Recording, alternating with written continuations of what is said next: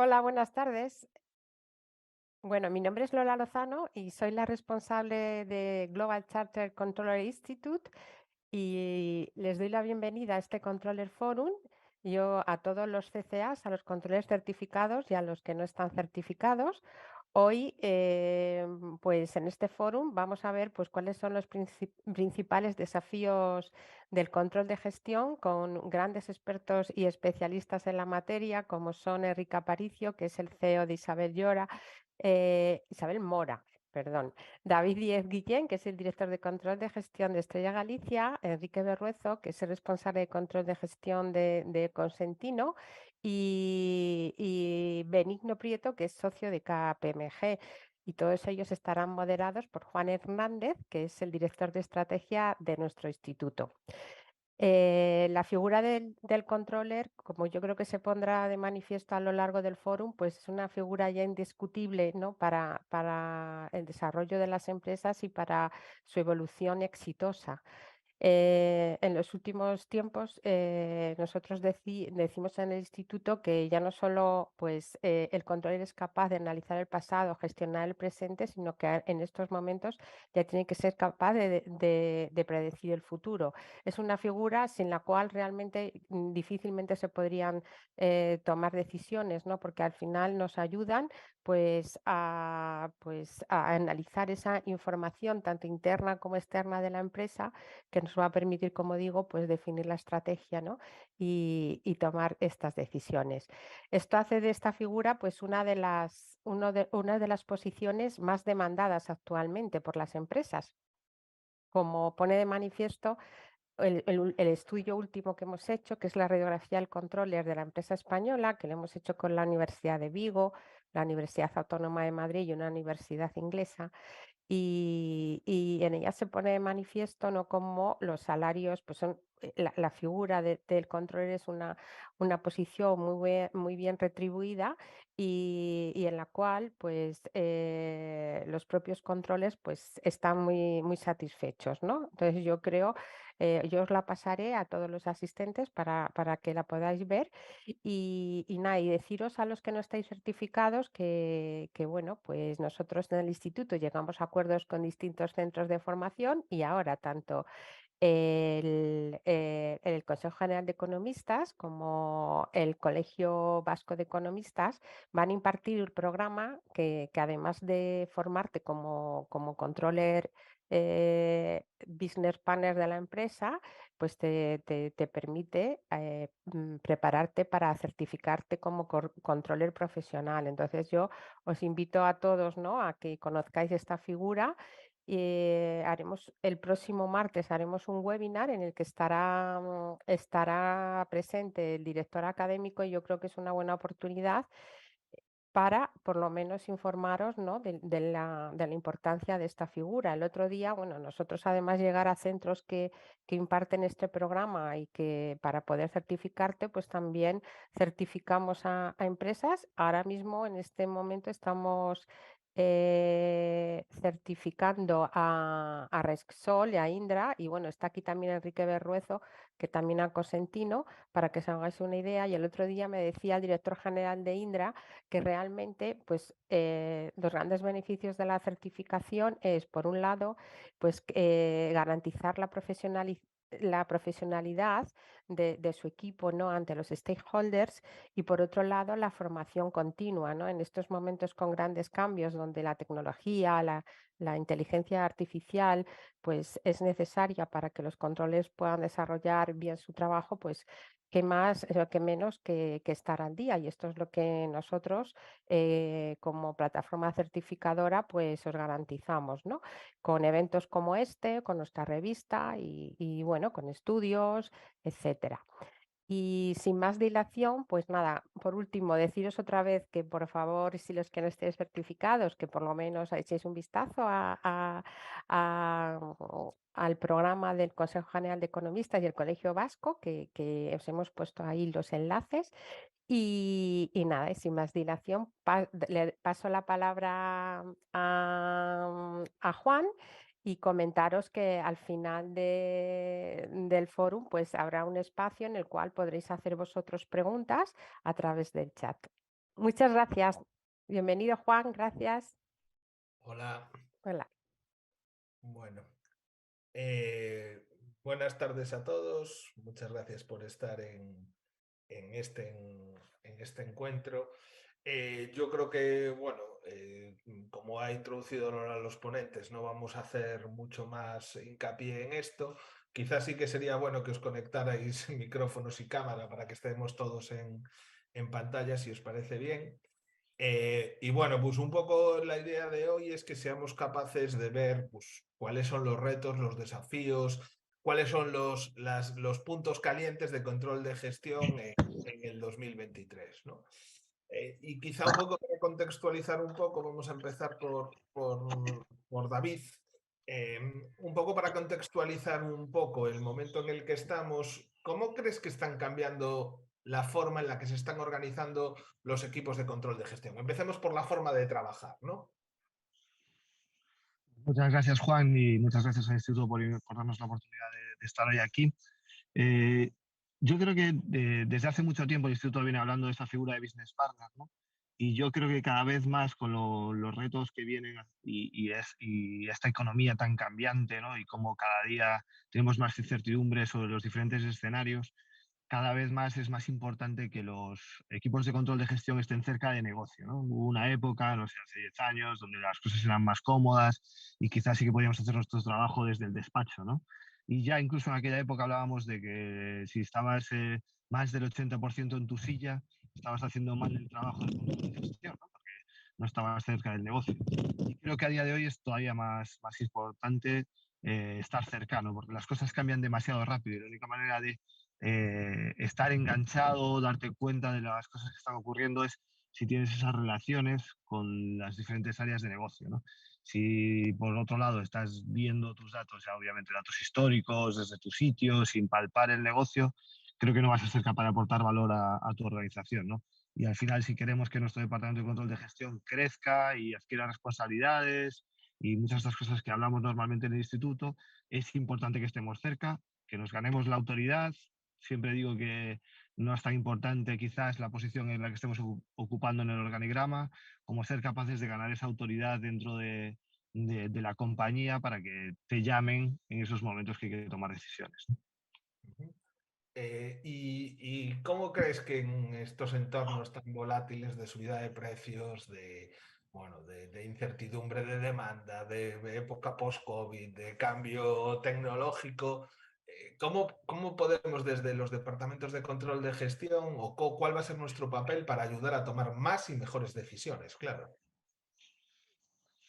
Yo creo que va muy en relación con lo que hablábamos antes y mucho con las competencias que hablaba Lola antes, ¿no? O sea, yo creo que normalmente, históricamente, hemos sido un poco el enlace o el traductor, si quieres, de los datos financieros para el negocio, ¿no? Normalmente éramos esa persona que, me acuerdo que hacías toda esa referencia, que éramos el Google de la empresa, ¿no? Tú cogías, preguntabas y cuando no sabías qué, pues llamabas al controller, ¿no? Para cualquier cosa y normalmente éramos esos intérpretes de la información financiera de cara al negocio. Y éramos los que ayudábamos a tomar decisiones desde muchas veces datos financieros, ¿no?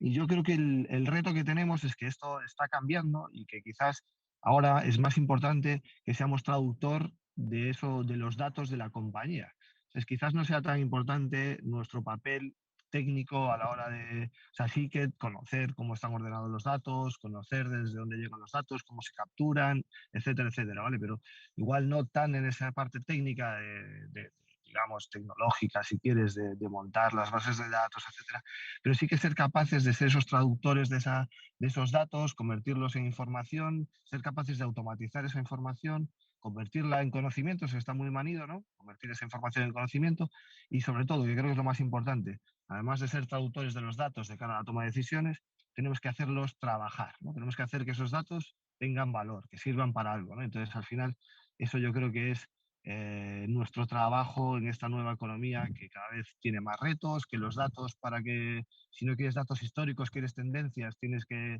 ver a otro sitio, no a la parte financiera, no a tu control financiero, eso no, ahí no vas a tener información hacia adelante, siempre vas a tener información hacia atrás, vas a poder saber por qué se murió la compañía, pero no porque, ¿no? Hacia dónde va. Entonces creo que cada vez más nuestro rol va en interpretar información no financiera y coger esos datos y ponerlos al servicio de la compañía. Además, hay retos que yo creo a día de hoy, normalmente los controles estamos orientados a decisiones muy grandes o planes muy grandes, y creo que cada vez más estar cerca de negocios y ayudarles a tomar decisiones pequeñas con datos, creo que va a ser el futuro de la función a la hora de dar valor a esos partners que tengamos internamente. Muy bien. Y ya por ir avanzando, Lola decía al principio que, bueno, pues que desde el instituto se está ayudando a algunas empresas a la certificación. Yo sé que en Estrella Galicia todo el equipo de control de gestión está o está en proceso de estar certificado. En este sentido, dado este nuevo contexto, dados todos estos nuevos retos, ¿qué crees que te ha aportado que todo el equipo de control de gestión de Estrella Galicia esté certificado, y qué te va a aportar en un futuro, ¿no? O sea, el hecho de que estén certificados también. Creo que hay dos líneas fundamentales, ¿vale? Por un lado es la línea que a nivel de organización, mi equipo, a mí me gusta tener esa política de cantera, ¿vale? Entonces, en esa política de cantera, nosotros lo que intentamos reclutar es gente que tiene experiencia en áreas de negocio, gente que ha trabajado en administración de ventas, en administración de compras, y que no tienen formación como controles, o que están trabajando en un área, en otra, ¿vale? Que no es especialmente, tiene por qué ser de administración, ¿vale? Pero sí son personas que tienen capacidades, ¿no? Entonces, en esa línea digamos, de cantera, ¿no? O de generación de talento, eh, la certificación cumple una función fundamental, ¿vale? Que es de igualar conocimientos y que es de, digamos, formarlos en esa parte de control de gestión que no conocen tanto, ¿vale? Entonces, para mí, la certificación es fundamental en esa línea, en la línea en la cual nos gusta que tener gente de cantera y que se vaya desarrollando internamente, gente que está muy implicada, que conoce la cultura, que vive Estrella Galicia, no he dicho bebe, he dicho vive, y a mayores hay otra línea, es la segunda, ¿no? Y que yo creo que decía muy bien Mauro y Guillén hace dos años, ¿no? Que es que al final cada vez es más importante esa formación continua, ¿no? Entonces, es en una línea cuando estamos intentando desarrollar gente, y también, aunque los últimos controles que hemos contratado, es verdad que ya tenía el CCA, que también para nosotros es una cantera buena a nivel de reclutamiento, pero también a la gente que lleva 10 años de experiencia y que están buscando formaciones a nivel de control de gestión, sinceramente no acaban de existir programas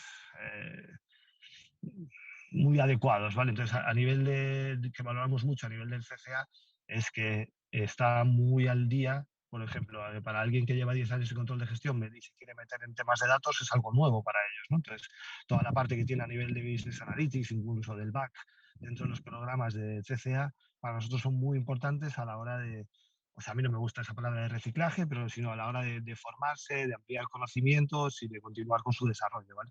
Entonces, para mí, y ahora que está, exacto, también una compañía que Lola podrá decir que estamos todos certificados, ¿no?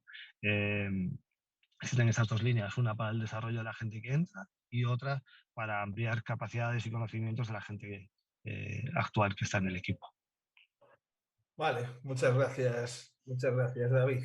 Bueno, tenemos también a Quique Aparicio, que la verdad, bueno, como os ha presentado Lola, es el CEO de una compañía que se llama Isabel Mora, una compañía que está dando bastante que hablar en los últimos meses, y cuya trayectoria, bueno, pues es el ejemplo típico de cómo los controllers hemos ido ganando peso en los comités de dirección, y Quique ha terminado siendo consejero delegado de esta compañía, ¿no? Además de esto, Quique, bueno, pues tiene una visión muy amplia de los temas de control de gestión. Entonces, en esta línea, claro, llevamos, no sé, 6 meses donde el mainstream de las conversaciones en todo lo que son áreas operativas de la compañía es ChatGPT y la inteligencia artificial, ¿no?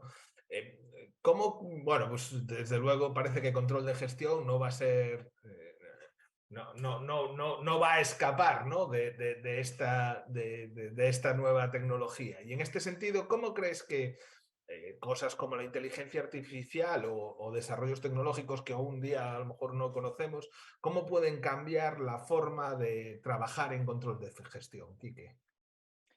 Bueno, buenas tardes a todos. Gracias, Juan, Lola, por la invitación y encantado de compartir panel con David, Enrique y el resto de panelistas. Y bueno, la verdad es que encantado de estar aquí siempre con todos vosotros. Bueno, la inteligencia artificial ha venido para quedarse. Yo creo que lo va a cambiar todo a todos los niveles, ¿no? De hecho, a mí me hace mucha gracia todavía como escucho mucha gente, no, ahora está mucho en discusión, ¿no? Si debería educarse o dejar que a los niños, que a los adolescentes y que los universitarios usen el ChatGPT para en su materia académica, ¿no? Y bueno, yo creo que hoy nadie piensa que Google no lo usemos para formarnos de alguna forma o para búsqueda, ¿no? Pues ChatGPT es exactamente igual, lo vamos a necesitar para absolutamente todo. De hecho, se están poniendo bastante las pilas en Google justamente para no perder ese posicionamiento que tienen, ¿no? Y los controles en ese sentido no nos vamos a quedar atrás, ¿no? Al final, la inteligencia artificial, yo recuerdo hace 10 años cuando hablábamos de inteligencia artificial, de hecho llegamos a aplicar, en mi experiencia anterior en Parfois, llegamos a aplicar algoritmos de inteligencia artificial para hacer predicción de lo que iba a pasar y en función de todo eso planificar toda la cadena de valor. ¿De acuerdo? Es extremadamente complejo, era en su día, pero es que hoy es todo muchísimo más sencillo, ¿no? Y el ChatGPT, o como algunos, como lo escuché en una tertulia, el chat ese, que llama algunos, creo que es una herramienta que ha venido para quedarse, va a haber muchas más como esa. Y bueno, nosotros, por ejemplo, estamos evaluando en Isabel Mora pues un producto que acaba de lanzar, de hecho, ChatGPT, que es el Enterprise, que todavía no sabemos muy bien cómo funciona porque lo han lanzado hace 3 semanas, pero tiene buena pinta y parece ser que podemos inyectarle mucha información incluso de la propia empresa para que él mismo aprenda de tu funcionamiento. Y de hecho, ya no es solamente usarlo con información genérica, ¿de acuerdo? Que hoy lo podemos usar todos, sino que lo podremos usar muy posiblemente dentro de muy poquito con toda la información interna de la empresa. Entonces, yo recuerdo cuando daba clase y decía a los alumnos, no, lo importante de la figura del control de gestión es hacerse las preguntas clave. Pues creo que más que nunca sigue vigente. O sea, la clave es hacerse las preguntas clave. Hacérselas y hacérselas a la propia inteligencia artificial, ¿no? No va a ser tanto encontrar las respuestas, sino qué queremos buscar y en función de lo que queremos buscar, qué insights, qué aprendizajes vamos a conseguir. Entonces, creo que la clave, o sea, en el fondo, en esencia, seguimos siendo exactamente lo mismo, ¿de acuerdo? La clave está en hacerse esas preguntas, ¿de acuerdo? Y a partir de ahí, solo va a cambiar un poco cómo vamos a responder esas preguntas. Antes teníamos que coger 18 millones de Excel, picar piedra, nos tirábamos ahí un mes picando piedra y respondíamos algunas de esas preguntas con muchísima dificultad, ¿no? Pues hoy nuestra productividad va a incrementar una barbaridad. Bueno, no solamente con el ChatGPT, con otras muchas herramientas, ¿de acuerdo? Pero bueno, vamos a ver cómo va a explosionar también nuestra productividad en ese sentido. Entonces, aquí nos vamos a tener que adaptar mucho más a hacer una visión más crítica desde el punto de vista lógico, ¿de acuerdo? Que creo que intelectualmente es lo más desafiante y lo más bonito, de hecho, de nuestra función.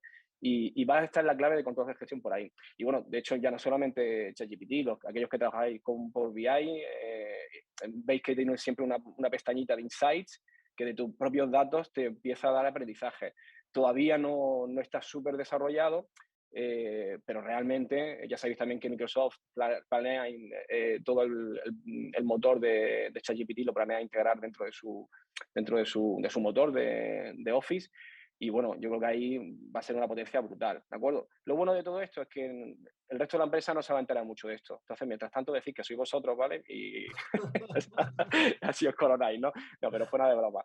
Creo que al final la función básica no va a cambiar tanto, esa pregunta es clave, pero sí que va a cambiar un poco cómo interactuamos con las herramientas. Vale. Da un poco, de todas formas, da un poco de miedo estas cosas, ¿no? O sea, nos va a dar ahí le vamos a dar información de nuestra compañía y nos va a decir qué es lo que tenemos que hacer. Está complicado, ¿no? Está complicado ver cómo cómo va a evolucionar esto. Lo que pasa, Juan, que perdona que te interrumpa, yo que juego bastante con el ChatGPT, el ChatGPT tiene alguna tendencia a ser gallego, ¿eh? O sea, que cuando ve que no, te dice, bueno, pues esto depende de ti. Aprovecho que tenemos a dos gallegos en el panel, así que Mientras no no nos te dicen diga siempre pídeme lo que una de tenemos que hacer. pulpo, todo va bien. Eso sí que es un upgrade. Mira, y ya que estamos, como tú llevas muchos años centrados en el mundo del consumo y en el retail, bueno, pues también es cierto que está como eclosionando una nueva generación que parece que trae, los que somos boomers, entendemos que tenemos hijos que están cambiando un poco los hábitos de consumo y, bueno, la forma en la que se relacionan con las compañías. ¿Cómo crees que todos estos cambios en los hábitos de consumo, que ya están aquí o parece que ya están aquí, cómo va a afectar también al control de gestión?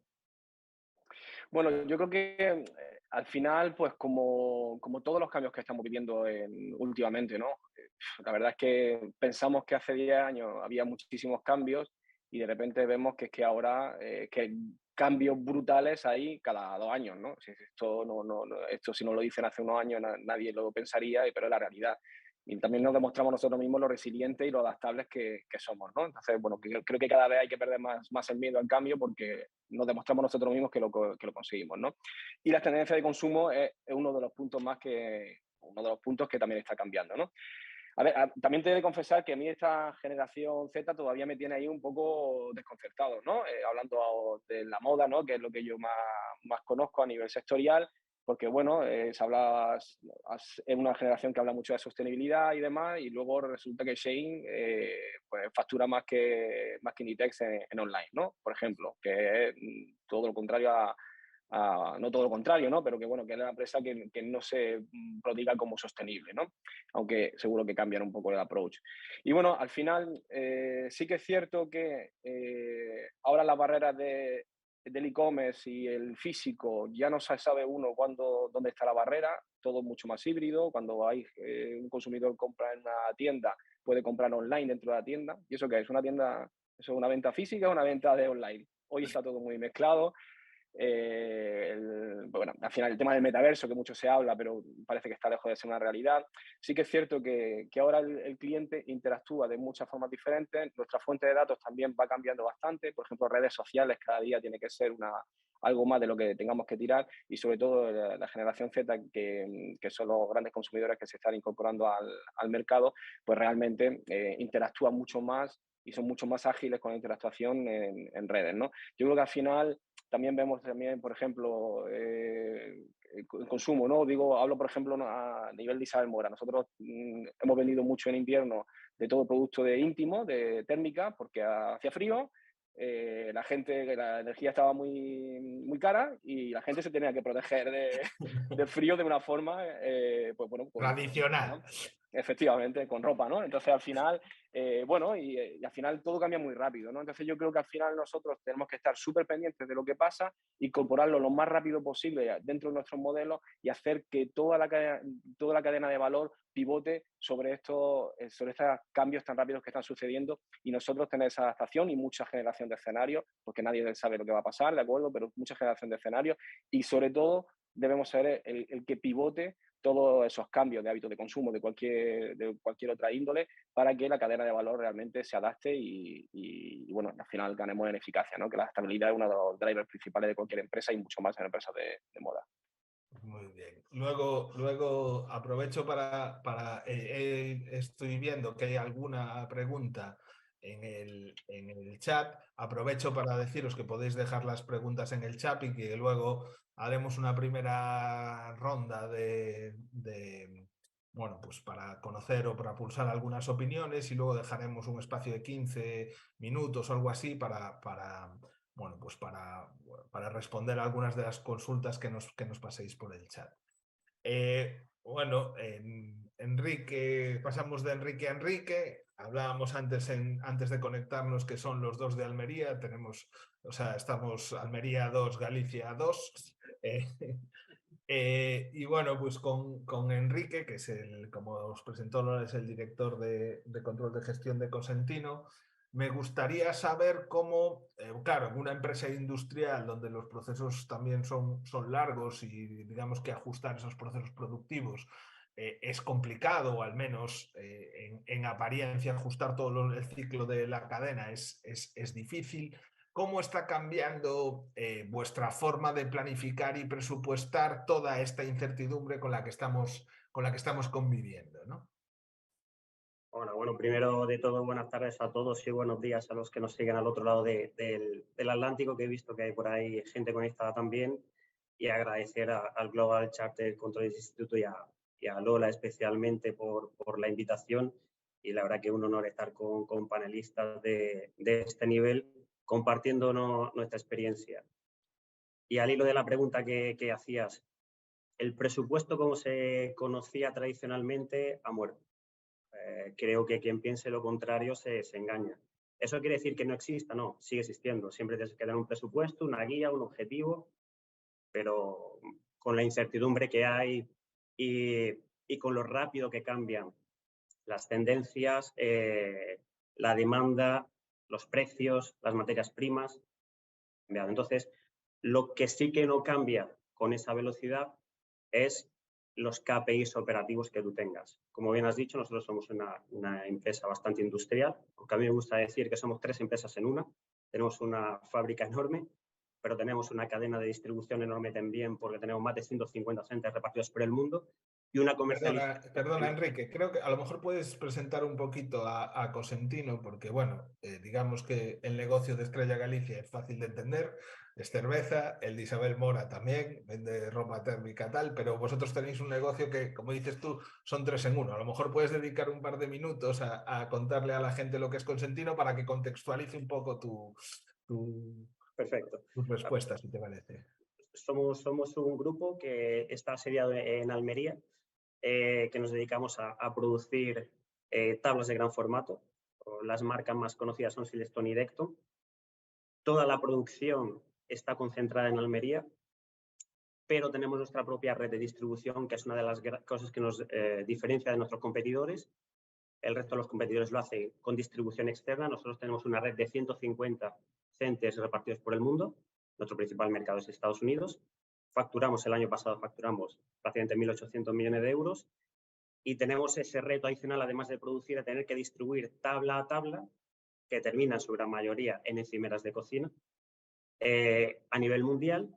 Y luego tenemos una red comercial trabajando en esos centers, y ahora Cities, que ha sido una de las grandes innovaciones comerciales de los últimos años, generando venta, obviamente, y prestando servicio para nuestros clientes.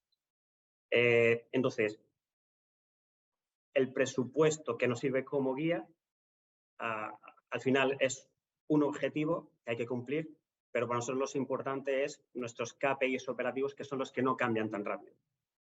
¿A qué me refiero con eso?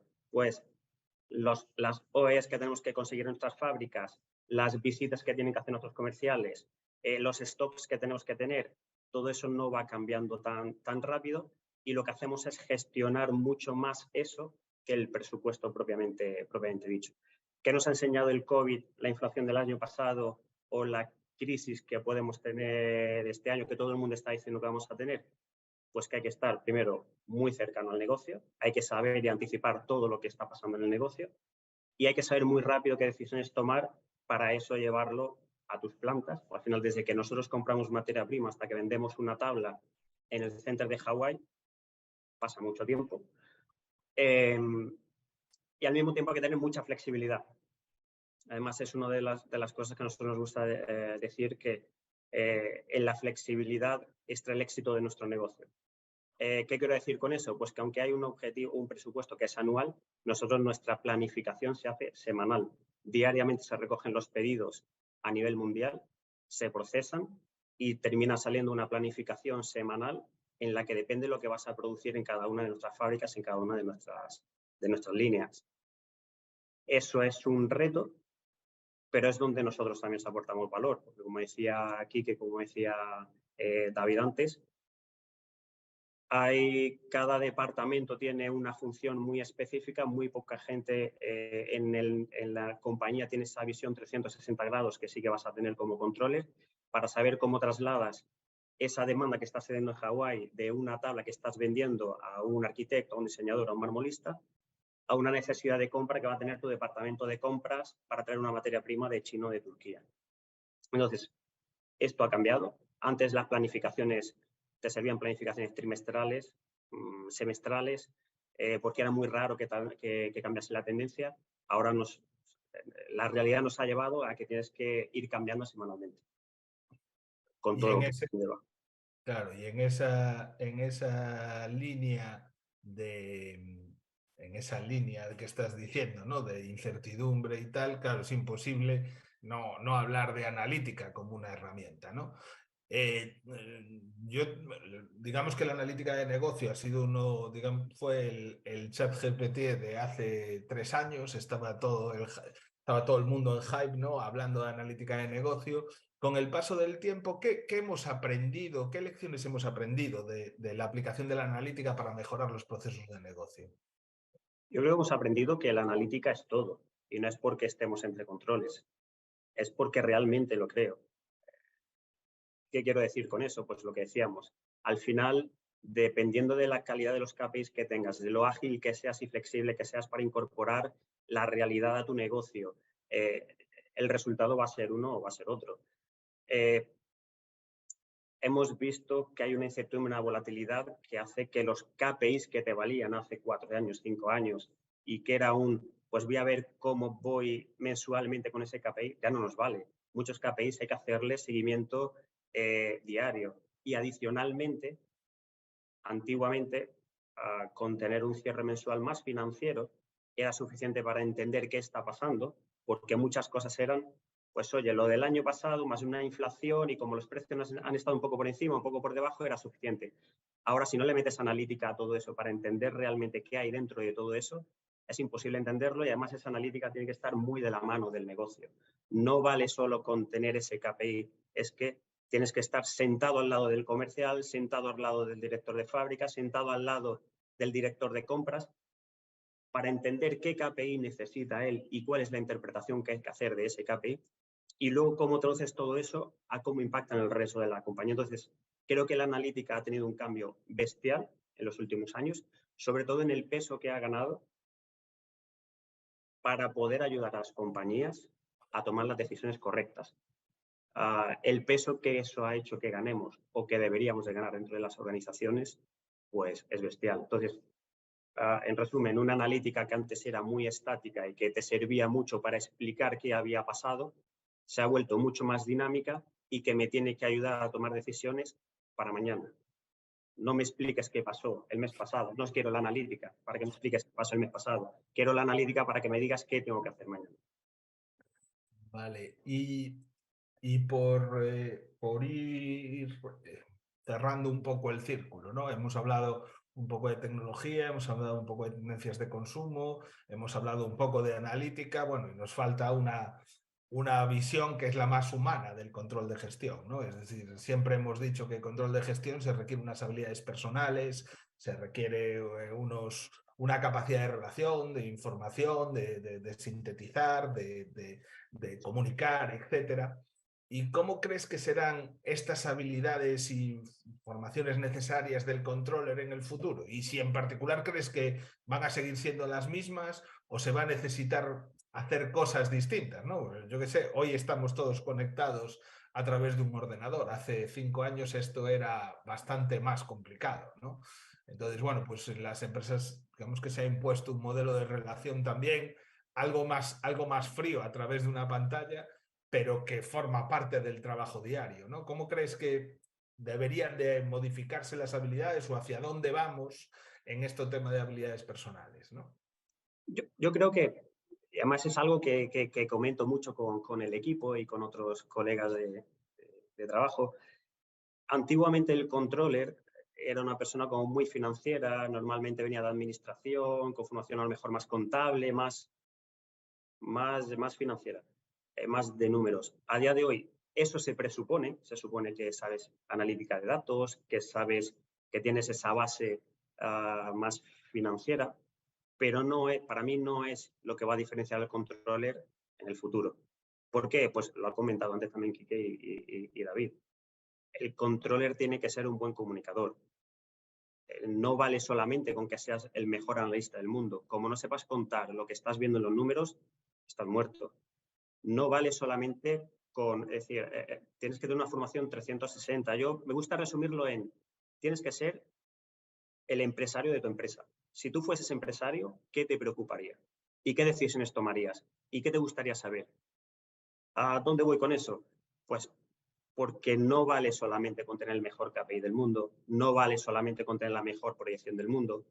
O tú tienes interiorizado cómo funciona tu negocio, cuál es la aportación de valor, cuáles son los objetivos estratégicos, qué problema estás teniendo en Australia, que además es diferente del que tienes en México, qué problema estás teniendo en las plantas, e integrarlo todo. Es decir, o conoces tu negocio 360 grados o no vas a saber interpretar esos datos, porque una cosa que nos dice mucho el presidente es, no me cuentes lo que pone en el dato, sé leer. Estoy viendo el menos 15%. No me digas, vamos, un menos 15%. Lo que quiero es que me digas qué hago para que ese menos 15% pase de ser un rojo a ser un verde. El menos 15 ya lo estoy viendo. De hecho, ayer estaba en Granada y estaba con 20 directivos allí, de bastante dueños de empresas, casi todos eran CEO, y me preguntaban un poco y todos me decían, no, es que yo necesito un control. Y yo le decía, ¿pero qué necesitas? Cuéntamelo. Una persona que te monte un reporting o un controller. ¿No es lo mismo? Digo, no. Un control es esto. Te va a montar el reporting, sabemos montar el reporting, pero te va a decir que tienes un problema aquí, aquí, aquí, tienes que hacer esto para solucionarlo, vas desviado en esto, ten cuidado que esto, el mes que viene vas a tener este problema, de aquí a 2 meses vas a tener este problema, o de aquí a 1 año vas a tener este problema. Ah, no, yo quiero eso.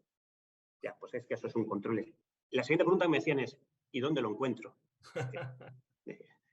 Ese es el problema. No hay una formación estandarizada para eso. La mayoría hemos sido casi autodidactas y hemos ido aprendiendo con la experiencia.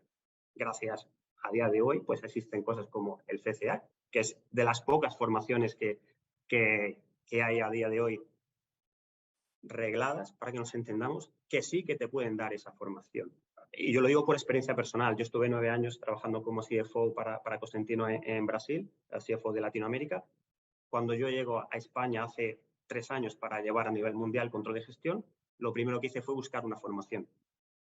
La única que encontré, la primera que me salió, fue el CCA. Porque no existen programas a día de hoy para formarte como controles.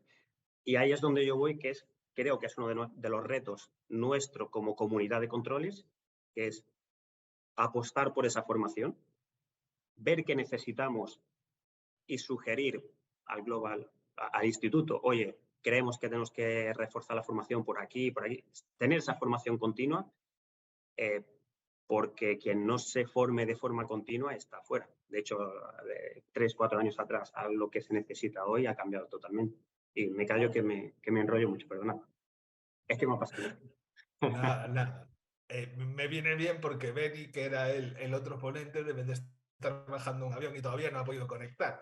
Así que, si queréis, por poner encima de la mesa una de las preguntas, de las primeras que llegaron, me pregunta, bueno, se habla estáis hablando mucho de control de gestión, pero también he visto que se solicitan controles financieros y quizá, bueno, dejadme a mí, que yo de esto he estado mirando mucho gracias a las encuestas. Quizá uno de los problemas que tenemos en España es separar un poco la figura del controller de gestión de la del controller financiero. Y esto tiene que ver un poco con el batiburrillo del lenguaje que hay y la palabra controller, ¿no? En Estados Unidos hay como 2 funciones muy diferenciadas, ¿no? Está el controller, que tiene más que ver con la administración, se parece más al jefe de administración, y el FP&A, el Financial Planning Analyst, que se parece bastante más a lo que es el controller de gestión, pues que trabaja con temas de planificaciones estratégicas, de presupuestos, de KPIs, de mediciones, de cierres, etc. Entonces, en España ha habido, aunque hemos tratado digamos, de discriminar esta distinción, ha habido una confusión bastante grande entre lo que es el perfil de control de gestión, que es lo que decía Enrique, ¿no? Yo quiero analizar los datos, quiero resolver un problema y quiero una persona que me ayude a tomar mejores decisiones, ¿no? Y eso es lo que nosotros llamamos controller de gestión. Y por otro lado está el controller financiero, que sí, que tiene su peso, pero que tiene mucho que ver con esa visión más anglosajona de lo que es el controller de gestión. Y en vuestra experiencia, y ya una vez que hemos puesto encima de la mesa esa diferencia, ¿creéis que esa figura del control de gestión de la que hablabas tú, Enrique, y de la que también Quique conoce, está ganando peso dentro de las organizaciones o es un perfil que sea, bueno, pues que no sea, que sea difuminado, ¿no? Dale, Quique. Vale, venga, le doy. A ver, yo voy a compartir también un poquito de mi experiencia que tengo ahora en mi posición actual como CEO, ¿no? Al final, el CEO de la compañía se encuentra bastante solo en cuanto a que hay poca gente o prácticamente nadie que consiga tener la visión global de la compañía, la visión de la estrategia, la visión de la analítica, la tesorería, los ratios de gestión al final. El CEO se encuentra bastante solo en esa función, ¿no? Porque al final tú tienes tus directores, ¿de acuerdo? Son directores la mayor parte, evidentemente, funcionales, tienes tu comité de dirección, ¿de acuerdo? Que evidentemente te tiene que ayudar, pero yo creo que la clave es que el controller realmente se posicione como el aliado del CEO, ¿no? Porque yo creo que esa es la clave real y no puede ser solo una visión financiera. Entonces, si una empresa tiene poca madurez a nivel de controlling, está bien que empiece por un controlling financiero, que te dé la base un poco de la contabilidad analítica, del control de la tesorería, de la P&L, de todo este tipo de cuestiones. Pero una vez que esa fase la tienes ya, que esa es la primera fase, ya la tienes alcanzada, ya tienes que moverte hacia una visión mucho más global, más estratégica, mucho más del control del negocio, con un control mucho de KPIs. Y el control del negocio, lo que estamos diciendo siempre, ¿no? Que está diciendo Enrique, David, Juan, no es el control por sí solo, es que vengamos con las acciones. Yo me he encontrado muchas veces, que esto, si me había escuchado alguna vez, lo repito siempre, me he encontrado muchas veces con muchos controles que dicen que Enrique también lo ha referido, ¿no?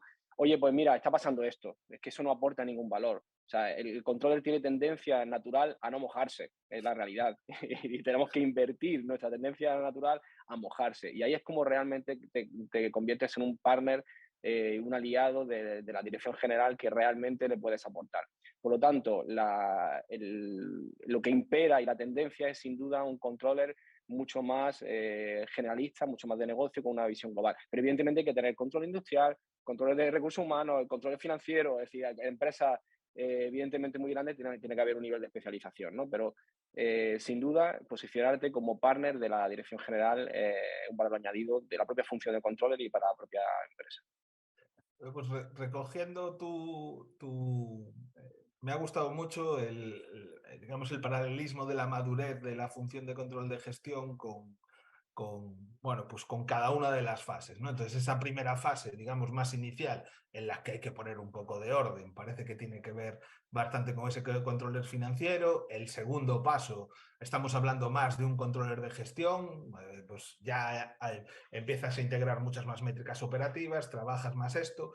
¿Creéis que la tercera fase, que es en la que estamos a día de hoy, volviendo otra vez a los retos, en uno de los controller centricity que hacíamos, se hablaba mucho de data science y una persona, no me acuerdo exactamente quién, creo que era Isabel Aguilera, que había sido CEO de Telefónica Móviles, dijo que el controller tiene que ser el business science, ¿no?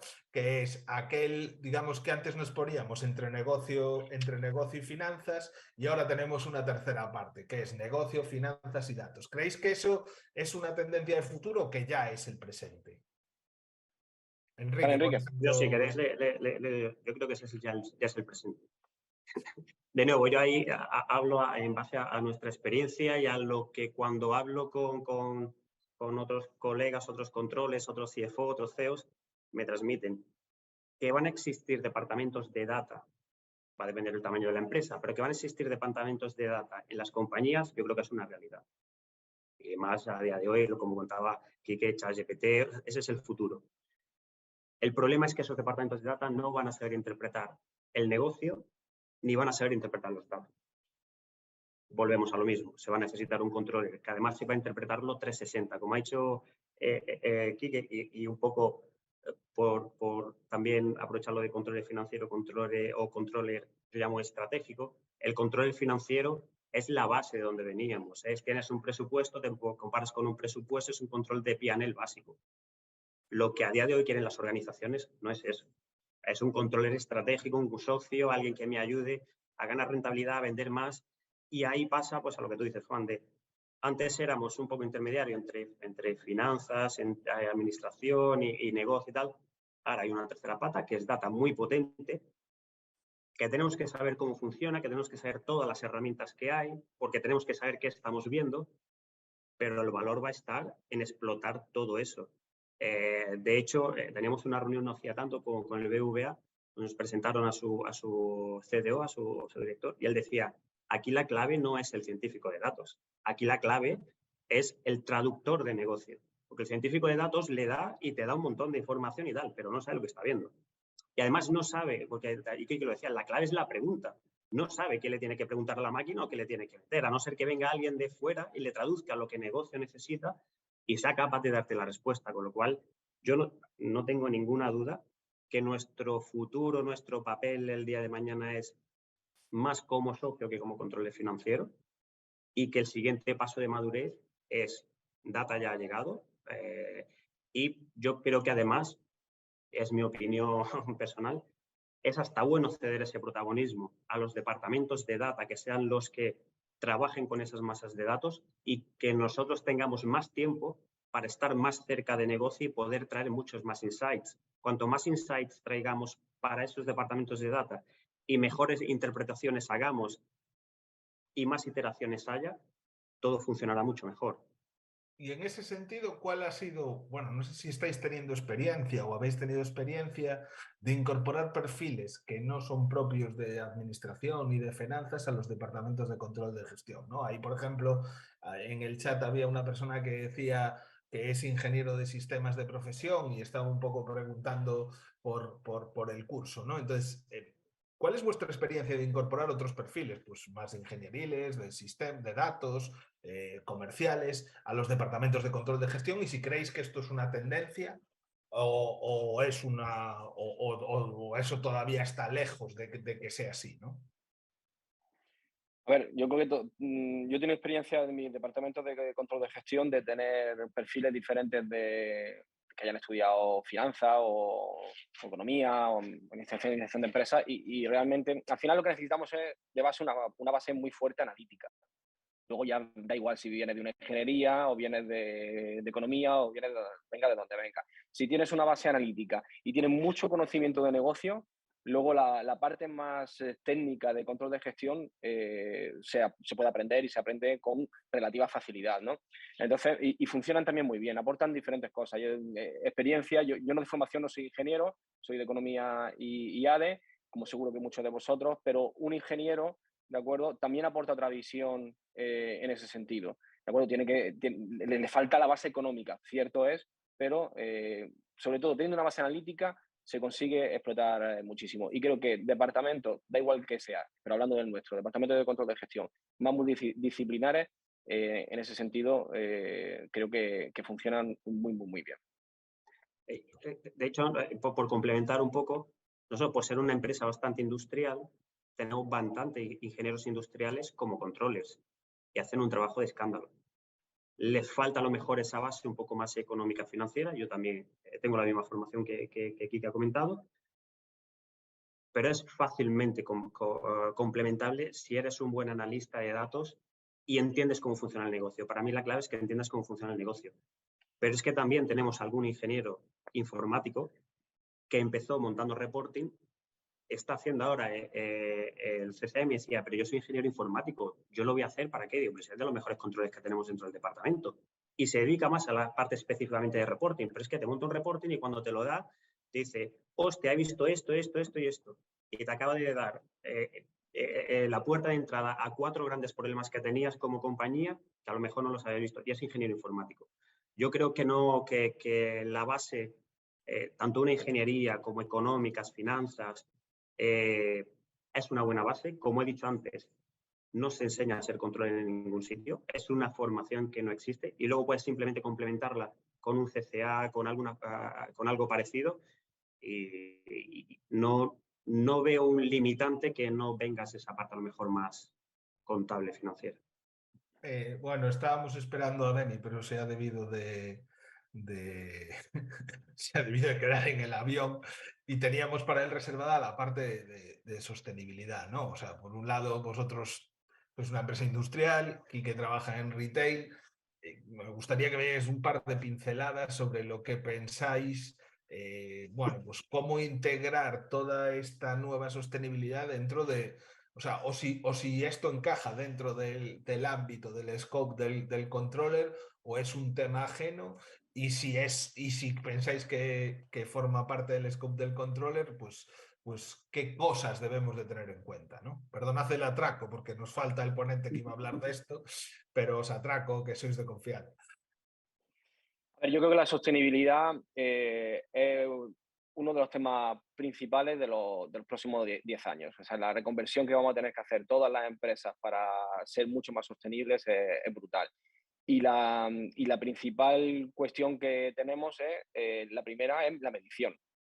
Y por lo tanto ahí entramos nosotros de lleno. O sea, ahora mismo tenemos las empresas tienen los problemas que en general se tenían pues con otros temas concretos, ¿no? Y me explico mejor. Es decir, yo ahora mismo no sé cuál es mi huella de carbono. No lo sé. Entonces, lo primero de todo, tengo que obtener el dato. Obtener el dato es muy, muy complejo. Sobre todo cuando tu cadena de valor no la tienes 100% controlada, no está debajo de tu ámbito. Y aunque la tenga debajo de tu ámbito, es bastante complejo. Por lo tanto, lo primero es, el primer desafío que tiene la empresa es la medición de cuánto impacto estamos teniendo en el medio ambiente, ¿no? Hablando de sostenibilidad, y no de la política de ESG global, sino más bien de sostenibilidad con el medio ambiente. Tenemos que saber cómo impactamos. Una vez que sabemos cómo impactamos, tenemos que ver también los procesos que acompañan para empezar a identificar mejoras. Evidentemente necesitamos técnicos concretos de sostenibilidad que, pues yo qué sé, poniéndolo el ejemplo de una empresa de moda, pues que sepa que el bambú el tejido bambú usa menos agua que el tejido de no sé cuánto y es mejor usarlo. Pero luego hay una parte súper importante de cómo estamos, cómo vamos a estar y qué acciones tenemos que hacer. Por lo tanto, sostenibilidad, sin duda ninguna, tiene que estar en la agenda del controller y creo que una de las grandes no reconversión, pero una de las grandes ámbitos que tenemos que incorporar a nuestra función. Y posiblemente, yo no lo he visto todavía como controller de sostenibilidad, pero seguro que van a empezar a florecer, si no lo hay ya, controles de sostenibilidad dentro de muy poquito. ¿Vosotros estáis haciendo algo en este sentido, Enrique? Sí, es Pues decir, mira, perdón. Es que me dice Enrique y solo te falta No, a ti decir te lo Enrique llamo Almería, Quique para Tienes distinguir. razón. Perdona. No, digo que no puedo estar más de acuerdo con Kike en ese sentido. Nosotros sí tenemos un control ya de sostenibilidad a tiempo parcial. Es verdad que a día de hoy no es la dedicación a 100% de su tiempo, pero ya tenemos un control de sostenibilidad. Y mi dogma vuelve a ser el mismo. ¿Estratégicamente para la compañía es importante? Sí. ¿Tú si fueses empresario, dueño de esa empresa, para ti sería importante? Sí. Tenemos que estar, sin duda. Y voy a más. Nosotros tenemos un departamento de sostenibilidad muy potente, de medio ambiente, lleva trabajando en eso muchísimos años, pero son técnicos. Y te dicen, oye, pues la norma te dice que la huella de carbono en el 2050 tiene que ser tal. O un KPI que tenemos nosotros, desperdicio de materia prima, que es además muy importante. Te dice, oye, el desperdicio de materia prima que tengo es del 21,8%. Le dices, ya, pero ¿por qué? ¿Qué hago para mejorarlo? No lo sé. Yo soy técnico de medio ambiente, no sé cómo funciona el proceso productivo. Ya, ¿y eso qué supone de coste para la compañía? No lo sé. Yo soy técnico de medio ambiente, pero no sé cuánto vale eso. ¿Qué es lo que nosotros aportamos? Todo eso. Oye, pues si tienes un 21,8, eso te supone un sobrecoste de tanto y ya sabes que si metemos esta iniciativa o la otra, que te va a suponer pasar de un 21,8 a un 20,5, ya no es que mejores en ESG, que además, es que además mejoras en tu coste euro metro cuadrado en tanto. Entonces, ¿qué quiero decir con eso? Que la aportación de valor como control de ESG, yo lo veo como una gran oportunidad, porque va a ser algo que los 10, 15, 20 últimos años va a ser fundamental. Y lo que hay ahora mismo, hay muchos técnicos que saben de medio ambiente, pero no son capaces de traducir eso a lo que a un CEO le puede importar, que yo en mi pensamiento va mucho más allá de, no, yo quiero cumplir como SG, pero ¿cuánto me va a costar eso? Porque al final ya sabemos que muchas de las medidas que habrá que implantar tienen un sobrecoste y hay que tener muy en cuenta. Nosotros al final miramos mucho por la rentabilidad, por la eficiencia, por la eficacia. ¿Cuánto te va a costar todo eso? E ir adelantándote, e ir buscando cómo puedes hacer tu empresa sostenible y que al mismo tiempo seas más sostenible, pues ser más rentable. Ejemplo también personal, nosotros no hace tanto que hemos puesto en marcha el parque solar que tenemos aquí dentro, 20 megas, pues ahora a día de hoy somos más sostenibles porque generamos energía solar, pues que eso nos ha supuesto un ahorro en costes y más como está la energía o como estaba el año pasado, bestial. Entonces, yo creo que es una gran oportunidad para el controller, que si en las compañías no lo piden específicamente, en eso que dice Quique, de estar cerca del CEO para que no se sienta solo, ser proactivos y buscar ese hueco que ahora mismo seguramente hay, para ser esa persona que sea capaz de acompañarle y de traducirle eso en lo que al final el CEO también quiere mirar, que es su rentabilidad, su EBITDA, su beneficio neto, qué inversiones tengo que hacer y cuánto me va a costar la broma. Muy bien, bueno, pues dos cosas. Por un lado, me dicen desde el instituto que en el propio chat tenéis una encuesta que debéis de rellenar aquellos que sois controles certificados para poder que se reconozcan los puntos, está en el propio chat. Y lo segundo, nada, decía Quevedo que lo bueno si breve, 2 veces bueno. Hemos cumplido bastante bien la agenda, que era estar una hora con todos vosotros.